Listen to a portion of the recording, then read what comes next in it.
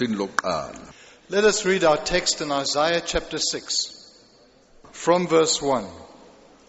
Ngomnyaka wokufa kwenkosi uUsiya ngabona uJehova ehlele esihlalweni sakhe sobukhosi esiphezulu nesiphakemeyo umsila wengubo yakhe ugcwalisa ithempeli. In the year that King Uzziah died, I saw the Lord sitting on a throne, high and lifted up, and the train of his robe filled the temple. Ngaphezu kwakhe kwakumi amaserafi, ilelo nalelo lalinamaphiko ayisithupha. Ngamabili lamboza ubuso, ngamabili lamboza izinyawo, ngamabili landiza.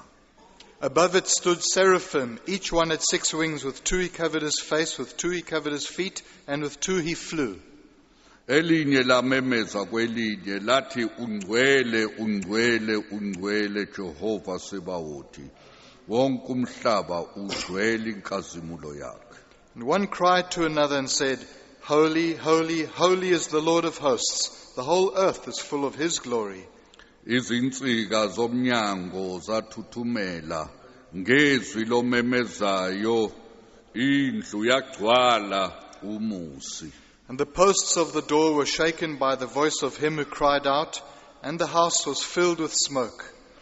Ngase ngithi maye kimi ngokuba ngiphelile, lokhu ngingumuntu ozindebe zakhe zingcolile, futhi ngihlezi phakathi kwabantu abazindebe zabo zingcolile, ngokuba amehlo ami abonile inkosi uJehova Sebawothi. Then I said, Woe is me, for I am undone, because I am a man of unclean lips, and I dwell in the midst of a people of unclean lips, for my eyes have seen the King, the Lord of hosts.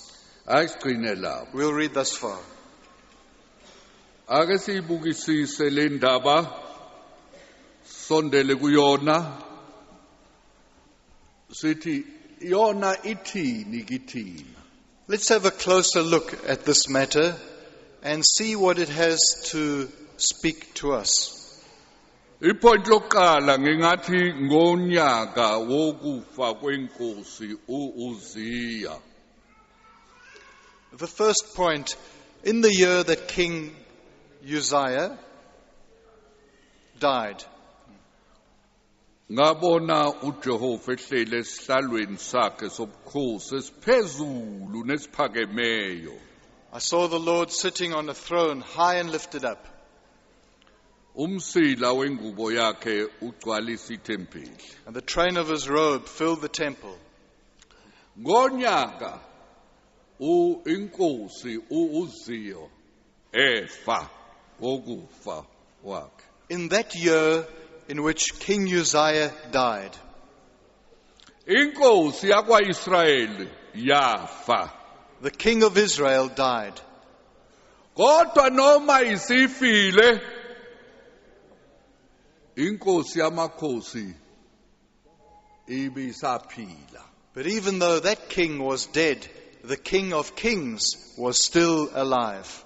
Kusho ukuthi abantu bangafa, kodwa inkosi isekhona isaphila, ngisho izukulwane ziyodlula. Kings ziyaqhamuka, ziyadlula, azimi futhi. Ngisho nemibuso yasemhlabeni iyaqhamuka idlule. Nale khona manje isazodlula futhi. Kodwa inkosi yamakhosi iyona emiyo. Kings and thrones come and go. Political kingdoms and authorities and powers, they all come and then pass by to make way for the next. Ngisho nomuntu uyadlula. And also people pass on. Ngalezi insuku ngakhuluma nomzalwane lo waseDumbe. These days I spoke to our brother from Paul Petersburg. Engitshela ngensizwa yakhona ibino 33 years. Bayithola ifile. Told me about wayithinta inhliziyo yama wafa. Eneminyaka engamashumi amathathu nantathu kuphela. A young man who was found dead. His heart had just stopped. Only 33 years of age. Omunye umlimi khona le owakhe duze kwakhe ubejoga njalo ejoga efit. Another farmer in that area was very fit. He used to go jogging regularly. Ubeya udokotela ngesonto edlule ngaphambi kokufa kwakhe. He went to his doctor just a week before he passed away. Udokotela wamangala wathi hey waba fit. And the doctor marveled at his fitness. Ube gijima nomakoti wakhe njalo. He used to go running with his wife. Kodwa uyena ube namandla bese umakoti asale agijime yena aye phambili abuye ke bese baphindele futhi emuva. He was the fitter of them, and sometimes she would stop, he would continue running and come back and collect her, and they'd continue running back home. Manje umakoti wakhe ubegijima ethi hawu kodwa umkhwenyana akabuyi ngani. Now his wife would continue jogging slowly when he had left and gone on, but she wondered, why hasn't he come back? Ayisethi ake ngihambe ngiyobona. And then she thought, well, let me go and check up. Wagijima awu uma isegijima ibanganyana umfice elele phansi efile. Just a little bit further on, she found him there lying down, dead. Ngakho kungezethembi ukuthi usemusha noma ufithi. uNkulunkulu angayithinta nje inhliziyo yakho. Akubize nje athi buyela othulini uzobuyela othulini. Don't ever be self-confident in your fitness. Don't think that you're so fit that you can't die. God can just touch the heart. Or He can just say, you come, dust to dust. Omunye ngathi ngisesikoleni ngisazoqeda umatric mhlawumbe uNkulunkulu uzokuthatha ungakaqedi umatric. Ngakho ke lalela lokho akushoyo uNkulunkulu kuwe namuhla. Maybe you're in matric and you're looking forward to finishing your matric year, little knowing that God has already ordained that He's going to take you before you see the end of your matric. So don't be confident in yourself. Listen to the word of the Lord. Uyabona ukuthi abantu badlula kanjani. So you see how people can suddenly pass on. Ngingakaqhubekeli phambili ngithanda ukuntshela ukuthi ngahlupheka kabi namhlanje ekseni. Before I continue, let me just say that I was quite troubled this morning. Ngihlushwa izintshumayelo eziningi. I was troubled by many different sermons. Ngathi kodwa uNkulunkulu ngizothatha liphi ngishiya liphi. And I said, Lord, which one should I take? Which should I leave? Ngase ngithi angibuyele kulona lelo kuqala le text esengiyifundile.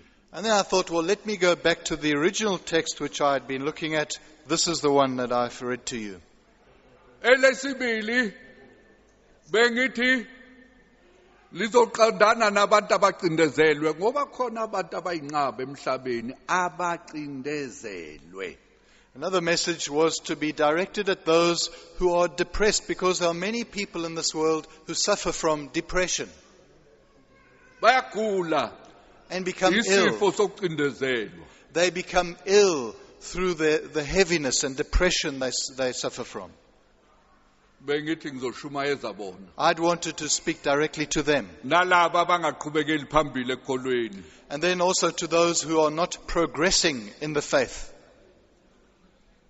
Bengizothi ukuze umuntu angaqhubekeli phambili ngokomoya futhi umuntu acindezeleka kudalwa ngokuba ulalela umphefumulo wakhe. I'd wanted to point out that the person who suffers from depression and the one who can make no headway in the faith, they are listening to their own feelings or the soul. They're listening to themselves. Mosokulalela umphefumulo wakho uyosangana uyesayilom. Don't be subject to your feelings. Otherwise, it'll drive you crazy. You'll end up in an asylum. you'll be a madman. uzoba osangene. uNkulunkulu akasho ukuthi silalele imphefumulo yethu sizilalele thina kufanele ukuthi silalele yena. God has not called us to be obedient to what we feel, but to listen to Him. Ungalaleli ke umphefumulo wakho ocelwa imizwa yakho kube wena okhuluma kube uwe okhuluma nawe. So don't be soulish. Don't be a slave of your feelings and listen to your own voice and what you think. Uwena ofuneka ukukhuluma nomphefumulo. You are the one who should be speaking to your soul. Uwena odinga ukuzitshela izinto. You are the one who should be telling yourself things. Ngikhumbula ngiseyingane ngikhulume nabantsundu ngokuphenduka. I remember when I was still a child and I was preaching to some black people about repentance, Bangitshele bathi akakasho. and they Ingadekwane uNkulunkulu sekhulumile kodwa bathi akakasho. replied with the standard reply, I don't yet feel like it. Well, that has nothing to do with the issue. If God has spoken, you cannot answer, I don't feel like it. And not only I don't feel like it, it hasn't told me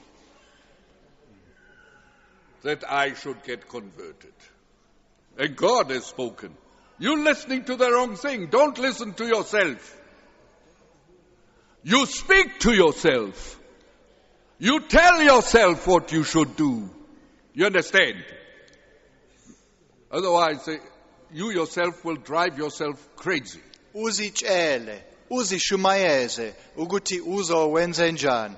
Ngaphandle kwalokho uzodala ukuthi usangane.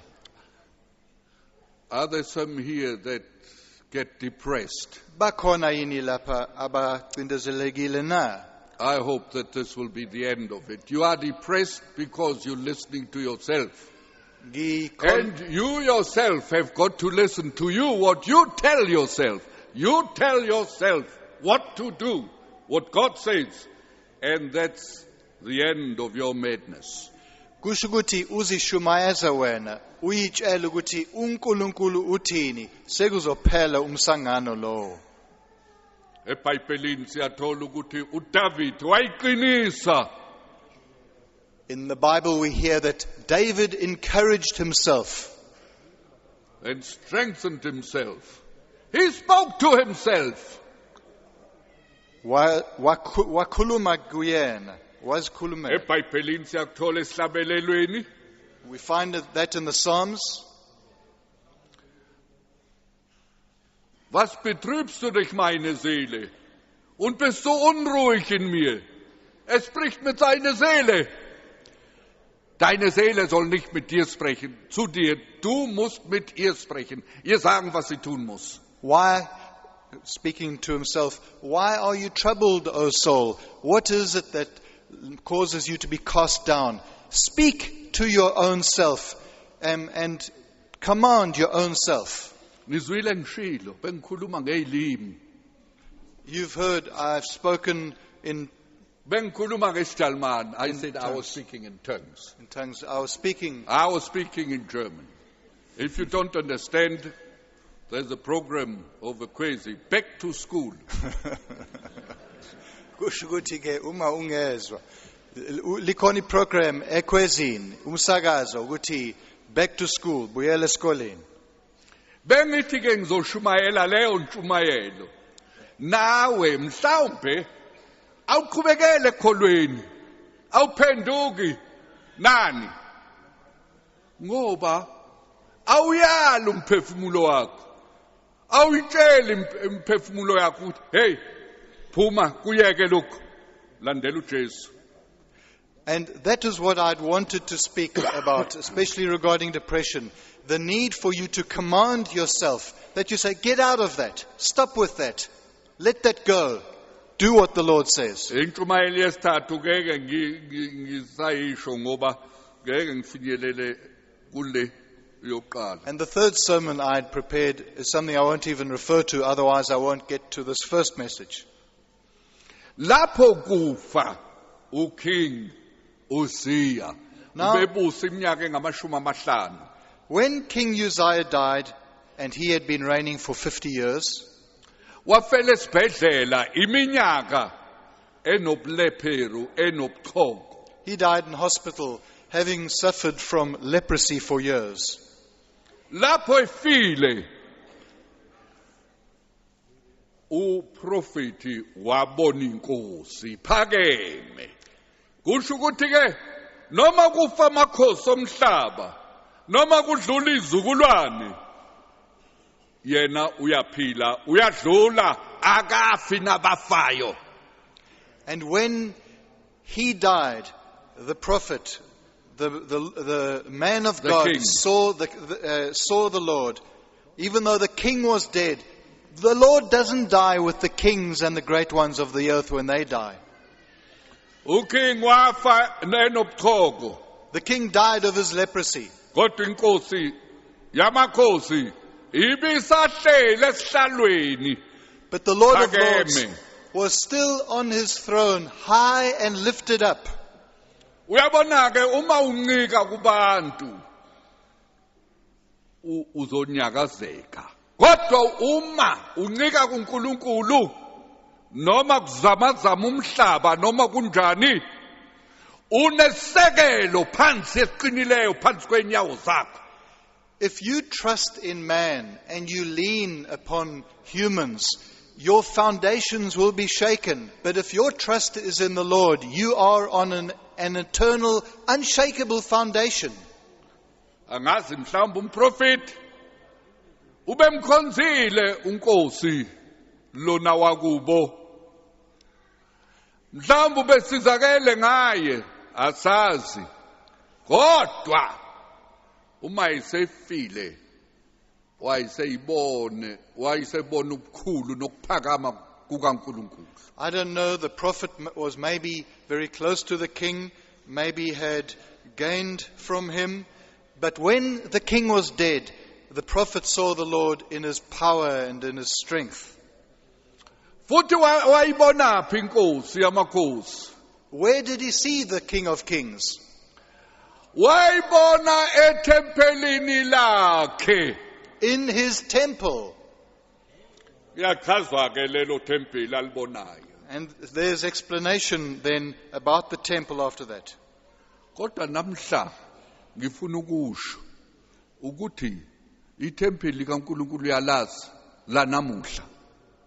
But today I want to say the temple in today's language, in this time, is, Uyazi ukuthi lelo tempeli lakhiwe ngamatshe anjani?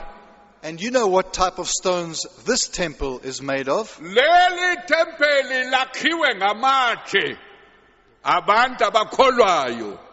Wena okholwayo nami ithina siyithempeli kaNkulunkulu. The temple today is made of living stones, of believers, you and me, the temple of God. Uma uJisaya ngabala bese kuthiwa Isaya woza sondela ubona ithempeli kaNkulunkulu namhlanje. Abuke thina esiyithempeli kaNkulunkulu angachazana angabhalani angabonani. If Isaiah was here today and he was shown the temple as it is today, he had to look at you and me, what would he record about the temple? Kungamanga yini ukuthi siyithempeli kaNkulunkulu? Or is it a lie that we are the temple of God? Uma thina sibuka leli thempeli singalobani sibonani kuleli thempeli? UIsaya usibhalele ubona amaserafu ubone umphetho wengubo yenkosi ubona umusi gcwele ubukhona bakhe kugcwalisa ithempeli. Uma kungabhalwa namhlanje ukuthi thina isithempeli kaNkulunkulu, wena ulitshe kuleli thempeli, kulendlu kungabhalwani. Now he saw the Lord high and lifted up on his throne. He saw smoke filling the temple. He saw the train of his robe. If he had to look today at the Lord's temple, at us as his people, what would he record? Kuthiwa inkazimulo yakhe yagcwalisa lelo thempeli. It says, his glory filled the temple. Wabona namaseraph.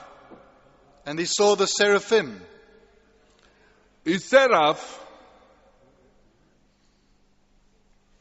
chaza ingelosi evuthayo. Seraphim was a flaming angel. Ibivuta Was on fire and burning. Isidalwa esivuthela esisekela uNkulunkulu. It was a creature burning and burning for the Lord. Zehla zenyuke thempelini. And it would move up and down in the temple. Ileo naleo serafi namaphiko ayisithupha. Each seraphim had 2 wings or 6 wings, Amaphiko amabili vala ubuso. 2 of which were used to cover the face, Ezimbili zinyawo. 2 the feet. Ezimbili zindiza. With 2 it flew. Zimemeza ukuthi ngcwele ngcwele ngcwele. And he would call out, holy, holy, holy uJehova wamabandla. is the Lord of hosts. Zisho kanye kanye. They would cry out in unison. Kungathi amasosha avala ubuso ngasikhathi sinye, amboza inyawo ngasikhathi sinye, ayandiza ngamabili. Akukho ukuxokozela, akukho ukuphambana, ngezwe lodwa. They were like soldiers moving in absolute unison together. They used their wings to close hide their faces and their feet and to fly together and shouted together. There was no conflict, nothing that was separating them. Besho ngezwe lodwa. They spoke with a single voice. Thina ke sithempeli esithi siyakholwa siyithempeli kaNkulunkulu. Ngitsheleni ukuthi thina siyithempeli elinjani? We who say we are the temple, I ask you, what type of temple are we? Or are we a bunch of mad people? The one says this, the other one says that. Noma sisixuku sabasangeneyo, omunye usho lokhu, omunye ushaya eceleni. UIsaya umprofeti obe umprofeti omkhulu ubengazi ukuthi khona empilweni yakhe okungalungile. Isaiah the prophet, he was known as one of the major prophets, was unaware of anything in his life that wasn't right. Kodwa bekhona okungalungile empilweni yakhe. But there was something that wasn't right. Kodwa ubengakuboni. But he wasn't conscious of it. Namhla ungamtshela umuntu awuhamba uthandaza uyihlole ukhohlwe. Omunye umuntu ake washo kimi wathi mfundisi ngizothandaza isikhathi singakanani ngathi kukuwe lokho. Uma uthandaza ngenhliziyo yonke, uma uthandaza one day uzokuphendula mhlambe ngo1 day. Kodwa abanye bathandaza amasonto, bathandaza inyanga, baze banyamalala. Kwangathi abayithola impendulo. Impumputhu iyabona khona okungasile empilweni, kodwa bona ababoni. Some people see nothing. When they are requested to go and seek the Lord, they say, well, for how long? What time span? I've said, well, if you just pray earnestly, seeking the Lord with all your heart, you can find Him in the same day. But some will pray for weeks on end and months, and they hear nothing, and they receive nothing. They just disappear. Omunye angaphatheka kabi, omunye adube, omunye athukuthele, noma bani uyabona ukuthi akusile la akulungile kodwa yena akaboni umntwana kaNkulunkulu akaboni phumputhekile uloyekile kaboni ubona ngathi ukahle. One will even be upset if he's asked to go and pray. Another one will just boycott the others and turn his back on others because he doesn't understand. Why should I pray about anything? There's nothing wrong in my life. He'll say, I'm perfectly healthy. There's nothing that's wrong with me. Kodwa uIsaya lapha ebuka ithempeli ebuka phakathi ebona ikazimulo kaNkulunkulu ezingelosi memeza holy holy holy wathi maye kimi ngingumuntu osindebe ezingcolile watsa kuye ukuthi hey ngakhuluma izinto ezingafanele kodwa ube ngakuboni. But Isaiah the prophet, as he gazed into the temple, as he saw what was happening there, and the resounding cry of holy, holy, holy, he saw his sin, that which he hadn't seen before. Kusho ukuthi ubekhuluma ezilwela ubekhuluma ethi right kanti phambi kwaNkulunkulu ku wrong wakubona msukwane ebona inkosi iphakeme kakhulu. Hawu siyadinga ukumbona uNkulunkulu ebungcweleni bakhe ngoba uma singambonanga siyohlala phezu kwamaqanda abolile nathi sibone singaboni. So even though he had been sure of his position and his right condition as being everything being all right, it was only in the presence of the glory and majesty of the Lord that he saw. So we need to seek the Lord that we see him so that we can see. Uma sabona uNkulunkulu hawu kanti lokhu khuluma kwami kwaba ukuhleba bekuhleba ngoba amaseraph anamuhla noma engenawo amaphiko impela sinawo amaphiko kodwa thina simemezani namhlanje siyamemeza ngezwe lodwa ukuthi ngcwele ngcwele ngcwele siyasho kanye noma sikhuluma ukuhleba nokusolana nokuphatha amagama abanye abantu. It was then that he saw what he had been speaking in a different light. Like a person who suddenly awakes to the realization, all that which I've been saying, that was gossip. Now, these angels were shouting in the temple or calling out, holy, holy, holy. I wonder, what are we calling out? Is it noisy? Is it slanderous? Is it against other people, criticism? Isaiah uyasichazela ukuthi ubona ithempeli uyasivezela nokuthi uboneni phakathi uyasivezela ukuthi ukunyakaza phakathi nokuzamazama kwakhona kwabanjani. Ngithi ke wena buka ithempeli likaNkulunkulu namuhla elisemhlabeni ibandla likaNkulunkulu bese uficeni. Now he gazed into the temple. He describes what he saw, the throne, the glory, the earthquake, and he was able to say what it was like. If one looks into the church today, in this modern world, into the present church, what can one say about it? What does one see?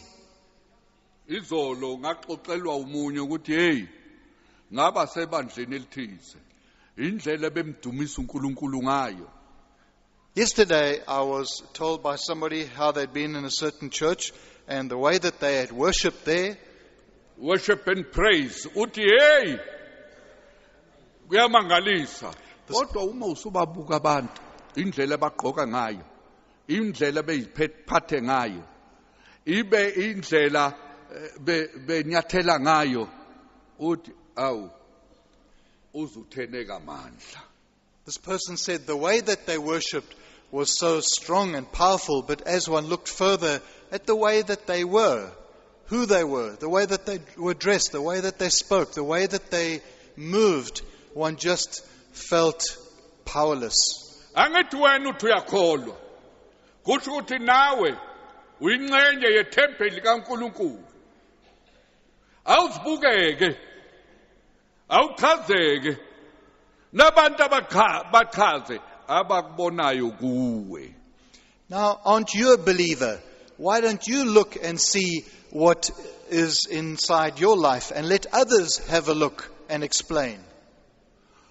Uma abanye bekubuka.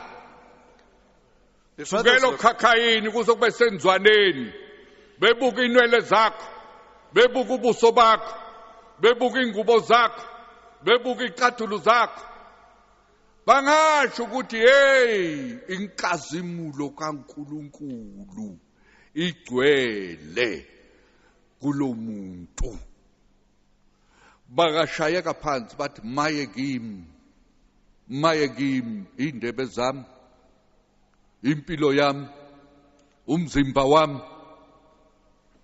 if others look at you completely all over, from your head, your face, your clothing, your shoes, all of you, can they shout out about the glory of the Lord and say, woe is me, my unclean lips?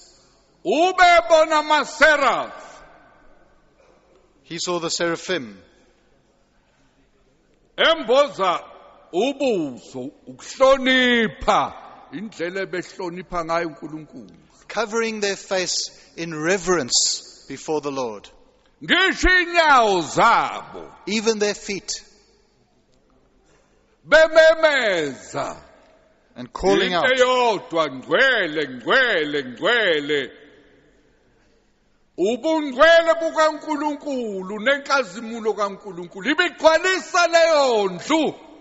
Nginombuzo ke ukuthi nina abantu enikhona la namhlanje kuseni, inkazimulo kaNkulunkulu nobungcwele bakhe kuyezwakala yini kinina na? They cried out to one another with a single message, holy, holy, holy, and about the glory of the Lord. Can others see that and cry out that when they look into your life? Mhlawumbe wena unamathele kumuntu, umyeke umuntu uzokufa. Namathele kuNkulunkulu ongafi. Ubeko kwakhe. Maybe you are so fixated on a person. Stop fixating and being obsessed with a person. Look to the Lord. Fix your eyes on Him. Ngathela abantu abalandela abantu noma sebedukile baduke nabo baduke njengezimvu. I'm tired of seeing people who follow after people, who fixate on others, and when they go astray, because they're following them, they go astray with them. Uthi umntwana kaNkulunkulu kanti ulandela umuntu ohlubukile. Into eyinqaba leyo, inganekwane leyo. Kodwa abantu abayizimpumputhe balandela abanye abayizimpumputhe abafe ukuze ubone inkazimulo kaNkulunkulu. And then backsliders follow those who are backsliders. The blind follow the blind.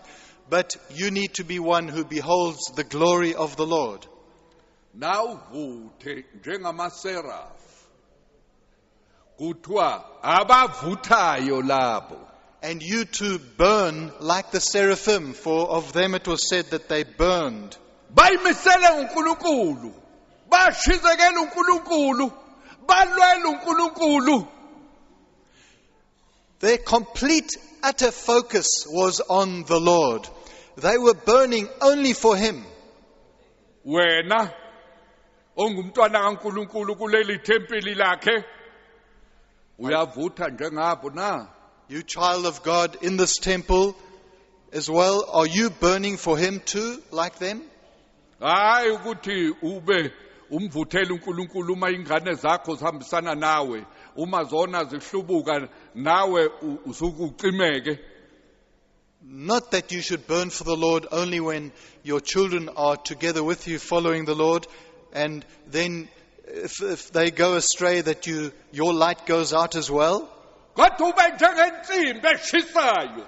Uma impukane ihlala khona, ishelwe inyawo. Hayi ukuthi na uphenduka ube impukane. Rather be like a red hot iron. If any fly decides to sit on it, it burns up. Esihlabelelweni ihubo lekhulu nane. Ivesi lika 4 lithi. In Psalm 104 verse 4 it says, Owenza izingelozi zibe imoya, izikhonzi zakhe zibe ilangabi lomlilo. who makes his angels spirits, his ministers a flame of fire. Uyisikhonzi sikaNkulunkulu na? Are you a minister of the Lord? Uyilangabi lomlilo na? Are you a flame of fire? He makes his ministers or his servants a flaming fire. Uzenza ikhonzi zakhe zibe ilangabi lomlilo. Ngithi ke nina zikhonzi kaNkulunkulu, enithi ningabantwana bakaNkulunkulu, nithi nisebandleni likaKristu, nithempeli lakhe, ningabantu abavuthayo na? You children of the Lord, you who say you're servants of the Lord, are you a burning flame? Bekufanele ukuthi ngiyeke ngishiye ngalombuzo. I should just leave you now with this question. Are you like a flame of fire for Christ, for God, and His work? Are you? Uyilangabi yini lomlilo kuNkulunkulu, uvuthela umsebenzi wakhe, umvuthela yena, uyikho lokhu na? Are you a flame for Christ? Nothing less. A flame. Uyamvuthela uKristu na? Hayi ngaphansi into engaphansi kwalokho. If not, Uma kungabi njalo, then one can understand that you've got time for witches and for bitches. Excuse me, but yikho let me put it plain to you. The world is rotten. yikho uthi unesikhathi sezangoma nezinye izinto, umhlaba Abaphathe ubolile. kabi, abanobunja. Ibitch into embi. I'm just explaining to them that a bitch is a terrible thing. Omunye ubengasazi kahle isingisi. One person Ubelethi eThekwini. from Durban who wasn't very familiar. One person Ubelethi eThekwini. from Durban who wasn't very familiar with the English language. Wafika ibhasi. Uyabona amabhasi amadala ngazi namhlanje. Kwabhalwa la liyakhona. Beach. Wayifunda, beach, wife of a dog. Cha. Wife of a dog enye into. This person read, now I don't know the buses today, but in those days they would have the directions on a board in the front of the bus, and he read beach, but he pronounced it bitch. He said, wife of a dog. Nina mantombazana, nabesifazana. Yekani ukucabanga amadoda, nokulandela amadoda. Philani uNkulunkulu nandaba nokushada. Awunafa. Nibe nemicabango yokushada. Ngifuna ukushada niyohlulwa umento. Kwangathi ningathola indoda eyindoda ngempela. Ukuzosa ngosuku lokuqala uma ushada nendoda. You females, don't burn for marriage. Don't spend your time obsessed with who you're going to get married to. Otherwise, you'll get a man who'll wake you up the first day. He'll set you straight that you realize what you're into. I was just saying, I wish that you get married, not to a pantoffelheld. What's pantoffel? These Slipper hero. slippers, yes. The Germans say a man who wears a dress is a pantoffelheld. A slipper hero. Yeah. If you get a real man, The first week he'll put you right. Then you'll know. I can't fool around with this man. Mawuthola indoda yangempela ngeke ukwazi ukuganga lapho ngeviki lokuqala uzozibonela ukuthi uganga la akukho. Forget about getting married. Be Khohlwa aflame for God. Live ezomshado. for him. Mvuthela uNkulunkulu mphilela yena. It's a pity if you're not of a more noble character than such a person. Kuyadabukisa uma ungabi nokuphakama nento enhle enobuNkulunkulu noma uyikho lokho umuntu ongaphansi nje.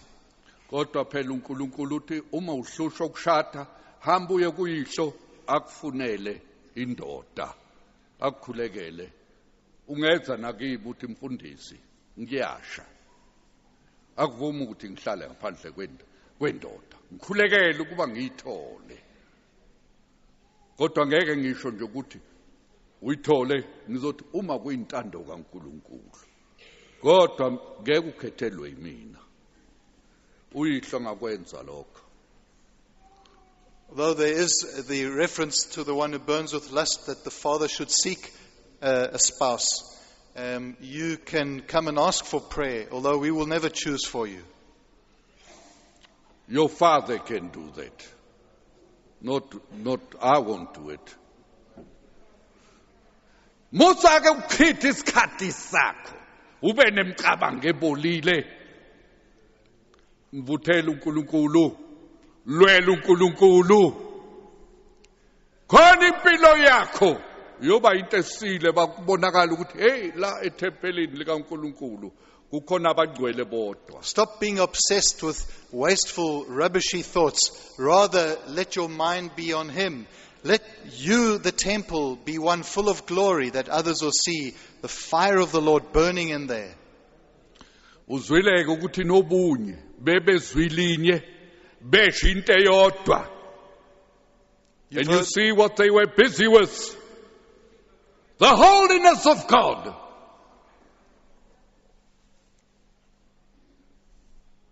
I thought half was Zulu. Bebe busy nobungcwele bukaNkulunkulu.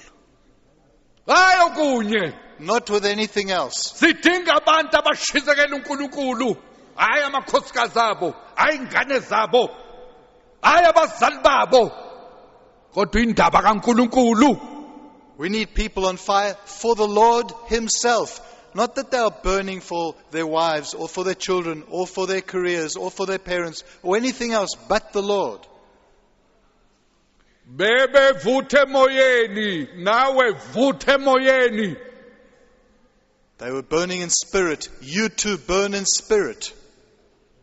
And let God make you a flaming fire, as His servants should be and His ministers, those that minister to Him. Umdedela uNkulunkulu akwenze ube isikhonzi esiyilangabi lomlilo. Simunyeke thina esilapha esikholwayo simunye noma khona amaqembu phakathi kwethu. We believers who are here, are we completely one or are there groupings? Uma kufika umuntu wangaphandle ngena phakathi kwethu ezokucula kwethu ebona ubuso bethu ebona ingubo zethu ebona nenwele zethu esimemeza ukuthi ngcwele ngcwele ngcwele unwele lwakho ekhanda luyamemeza ukuthi ngcwele ngcwele ngcwele ingubo yakho iyamemeza lokho noma iveza ifike yakho yikho ke ngikhuluma igama elibi ngithi to the beach. Now, as people come in and see you and see what the glory of the Lord which is in you or absent in you, and they look all over you from your hair down through your clothing to the whole of you, do they see what emphasizes God's holiness and glory, or is it your figure? That's why I use the word a bitch. No, I didn't say bitch. I said a beach. A beach. Beach. Oh. That sounds better. Ngiyabona. Omunye uthini lo ingubo yamsindisa. Cha akeke kusindisa. Kodwa uJohn Bunyan wathi uNkulunkulu kayidingi ingubo ukuyobona inhliziyo yomuntu. Kodwa thina siyayidinga ukuze siyibone ngoba ingubo yethu iveza inhliziyo yethu. Now, one person might say, but what is this? This is clothing. Clothing can't be saved anyway. Indeed it can't. But we need to see what you are inside, which we can't see but by looking at what you are outside. Like John Bunyan has said, God doesn't need clothing to see your heart. He sees right through. But we need to see your heart by what you are outside. Yes. He says God doesn't need your clothing, our clothing, to see what our heart is like. But we can't see the heart, so your heart is seen in your clothing. That was John Bunyan. Ayike bebekhala kanye kanye tempelini bethini. And so they cried out together in the temple, saying what? Kukhona umfundisi obe benzi i-discipleship course. A certain minister who had been holding a discipleship course wayefundisa ke laba ama-disciple ube disciple abantu. was discipling others, and he taught them ekhuluma ngama-attribute kaGod kaNkulunkulu. while he was discussing the attributes of God, Wayesethi or the characteristics of God. singakakhubekeli phambili ake sichaze asibhale phansi isimo sikaNkulunkulu, isimilo sakhe, ukuthi yena uyini. He said to his students, now before we continue, let's make a list of the attributes, the characteristics, the nature of God. Ake sibhale phansi equality likaNkulunkulu. Let's write down these different qualities of God. Athi siqale ngokukhulu, number 1. Let's start with Bese ngokulandela 2, 3. let's make a list sequentially, 1, 2, and 3, Hayi bakwenza. which they did. Uma isethola amaphepha abo, When he got their papers in ewafunda, and read them, lalelani ukuthi uficeni. listen to what he found. Bathi number 1, love. They said his first attribute is love. Number 2, wisdom. The second is wisdom. Ukuhlakanipha. Okwesithathu, And thirdly, amandla. his power, Okwesine, umusa. his omnipotence, and fourthly, his grace. Okwesihlanu, Fifthly, ukwazi konke. his omniscience. Okwesithupha, iqiniso. Sixthly, his being the truth. Ekugcineni ke bathi And ubungcwele. at the bottom of the list they wrote holiness. Wayesethi lo mfundisi, hey, isurprise leyo kimi. He said then, this preacher said, this is surprising to me, Ngoba uma sifunda iBhayibheli, kulo lonke iBhayibheli kuveza ubungcwele bukaNkulunkulu. he said, for if we read the Bible, through the whole Bible we discover the holiness of God.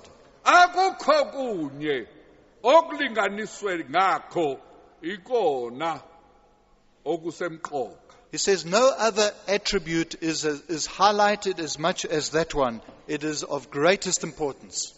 Akukho lapho uzwa khona ingelosi memeza uthando uthando uthando xa ke ukuthole. He said, nowhere will you find the angels crying out, love, love, love. Wise, wise, wise. Noma ukuhlakanipha. Akunja, it's not like that. Kodwa holy, holy, holy. Kodwa thina simisaphi ubungcwele emuva. Love, love, love. How this love affair can be very, very dangerous. But his thrice holiness, we prefer to present his love attribute only in the front, and it can be very dangerous. Ngaba ingozi. Kodwa izingelosi amaserafi ezazivutha zimvuthela uNkulunkulu zishisa. Yabona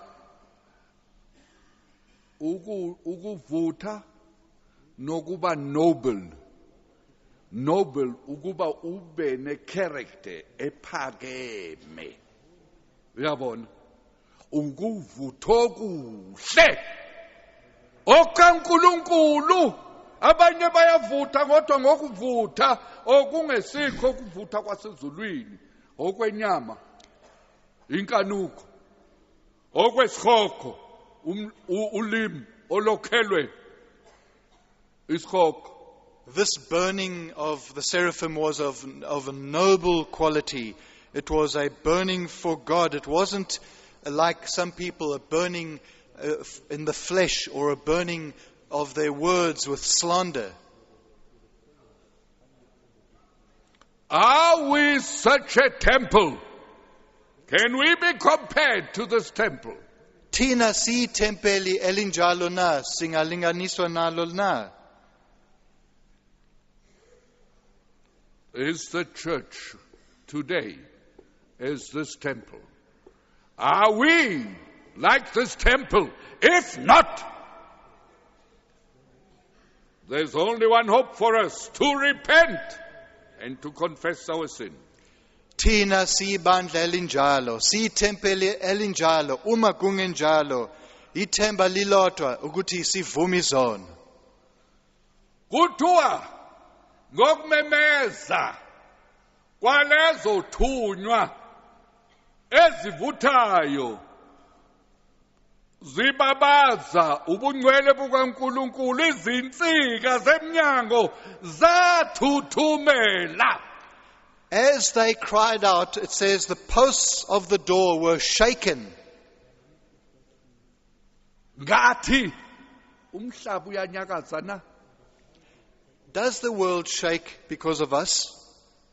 Ibandla laseJerusalem lakhuleka kwazamazama umhlaba. The early church in Jerusalem prayed and it was shaken. Angazi ukuthi ngizokwenza njani ukuba uzwe. Angazi ukuthi kumele ukuthi ngikwenze njani. What can I do that you hear? What must I do? Noma ngithatha imvubu ngibhonye ngayo ukuba kuse nizwe ukuthi kuthwani. Do you need to be whipped into consciousness to understand? Thina sithempele linjani nginibuza nonke. Nina niqhamuka eEurope, nina niqhamuka eAfrika, nina eningamandiya noma amakhaladi. Ngiyanibuza ukuthi nina ningamalungu ebandla likaKristu ukuthi nithempele linjani, kukhonani phakathi kwenu na? What type of a temple are we? And I ask you that, you who are from overseas, you colored people, or you Indian people, you, whatever type you are, what is there? What is present in this temple? Noma ni temple ni emfuleni namantombazane niqabulani khona. Uma ningakuvumanga lokho ngizonixosha. Nani bazali ningakhali uma ngixosha ingane zenu, nyeza. Ngizobathathela inyathelo. Uma behluleka ukuvuma, nina nihluleka ukuvuma izono zenu niyilungise. Kuzothiwa phuma. If you are not prepared to confess and deal with what you have done, like those who would go and secretly have their affairs down by the river, if you're not able to bring it to the light, then you will be expelled. And your parents don't complain if I expel your children. You parents should know what your children are like. abazali badinga ukuqonda abantwana babo. And when they are dealt with in a fiery way, don't take their side. Uma beqondiswa ngendlela evuthayo, musu kubavuna. Lapho umfundisi Duma waseMgeni Road ekhuluma nengane yakhe ethi uma uphuma esikoleni qonde ekhaya. Kodwa ingane yafika ngo-3 ngo-past 3 wathi woza ngakutshela awulalelanga wathatha ibhlukwe wathatha iyembe wakufaka kuJosaka wafaka isikhwama emhlane wathi hamba ngane isencane wafika unina wathi awu baba uzoyixosha ingane awu baba bapho mama aniphamise izandla nina bomama hayi baba musukuxosha ingane wathi uma nemhelo yengane yakho ilandele uhambe nawe wafika ke umama wathi hayi baba ngizoma ngakuwena. A certain preacher of old in Durban, Reverend Duma from Mgeni Road Church, he was on fire for the Lord. When his child was told, he said to the child, you come back immediately after school, 2 o'clock. When the child came at 3, he packed its clothing and said, off with you. The mother, his wife complained bitterly and said, how can you do such a thing for our child? He said, well, if you want to join the child, you can. She said, no, I'm standing with you. She cried, oh Dad, are you really chasing my child away? He says, if you want to go with the child, go. You see, that's not a pantoffel held. I respect such a man. Then she quickly turned around and said, oh no, Dad, I'll be with you, I'll stand with you. After 3 months, that boy came back and he repented. And he said, I'm sorry. But the father said, my boy, that doesn't suffice. In my office is a Bible and a cane. And I'll use both. Of course, nowadays we can't because of human rights. Human rights. But the parents have got no rights. The children have got rights. And our prisons are overflowing. Why shouldn't they? Because they can look at TV all day and night. And they eat meat. And human rights fight for them. So they can come out and murder people. Human rights. Some of those are the devil's rights. Ngihlonipha indoda enjalo. Yazi yabiza insizwa uma isibuya iphendukile emva kwezinyanga ezintathu wathi mfana iBhayibheli noswazi uzothola okubili. Kodwa manje ke sekuyisikhathi samalungelo abasakwenzi kodwa kaningi mhlambe amalungelo lawo awasiwona akaNkulunkulu kodwa akaSathane. Khona amalungelo. Ababulali banamalungelo bathi sobabulala abantu ngoba silekelelwa amalungelo abantu. Bese basuke bagene emajele. Kufanele amajele acicime ngoba babuka uTV. Abantu bayawuthanda uTV. Abanye abantwana bakaNkulunkulu bayawuthanda futhi uTV. Bayawufihla. And they can watch TV all day, those in prison. They can eat meat, and there are special defenses for their... TV, sidla inyama, ikwephindela njalo bajele. And they have a wonderful time. They are specially defended. They have their special human rights in prison. There are also some children of God who love TV in a stealing type of way, to secretly see it. And so there are those prisoners who then don't have to work. They can just get their food regularly. But they kill each other in jail. ngaxoxelwa umunye osebenze ejele wangitshela ukuthi bangakanani abafaye emajele. Ilokho ke okungakuphazamisa ukuthi bakwenzeke futhi wena nkosikazi ube indoda, bakwenza wena mfana ube intombazana. Akumnandi ke lokho. Uzojova ngeingculaza. Jailbird told me, though, that on the other hand, despite these nicer conditions, the thing that they are always afraid of is being murdered, and also because of sexual abuse. Ngaboni tempeli.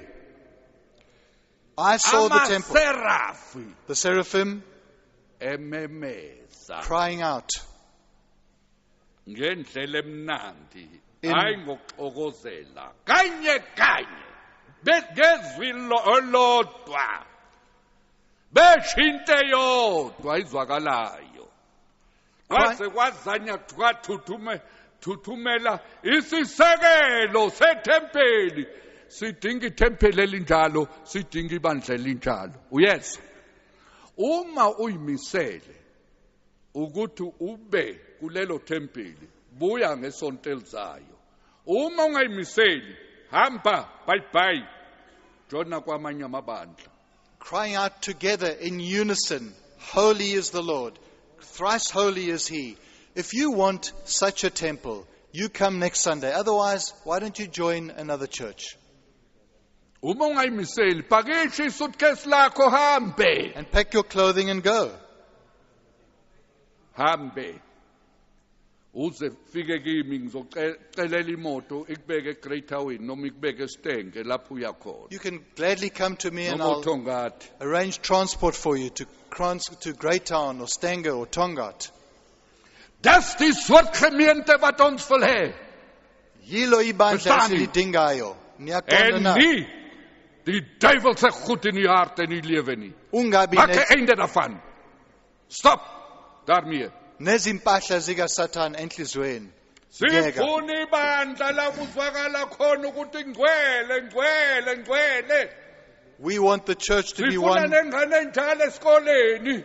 Ezinye ziye kwezinye ikole, zikhona ezinye. Zikhona. Uhulumeni uthi umuntu oyedwa uthisha angafundisa ingane ezingama-60. Hambani. Kusekhona indawo khona. Ngizoyithola. We need a church that is holy and is completely in unity together. Now, you can also go to another school if you like. You don't have to be at this school. There are plenty of other schools, and the government has said that per teacher, 60 pupils per teacher is fine. There's space in other schools. Dis die soort gemeente tempel wat ons wil hê. Niks minder nie. En as jy nie bereid is daar die prys te betaal nie, en so te lewe nie, vat jou goed en trek. Yilo ibandla esilidingayo. Uma ungazimiseli ukukhokha inani elinjalo, thatha impahla, suka, hamba. Kwadingeka ukuthi unkosi Uriya afe ukuba uprofeti Isaiah abone leli tempeli. It was necessary for King Uzziah to die, for the prophet Isaiah to see the temple. May God grant in His grace that whatever blurs your vision and stands in your way, may it be doomed and damned to death, that you can get a glimpse of the exalted and holy Lord. Kwangati lento esaphila empilweni yakho ekuvimbayo kuzubone kungafa kulahlwe esihogweni ukuze ukwazi ukubona ubonisise. Then you won't say, "Oh Erlo, bring us together. Let's fight it out. Let's argue. Let's fight." You will say, no, I don't need that. I want to go and say, "Sorry, I've acted like the devil. Forgive me that I haven't been a blessing to you."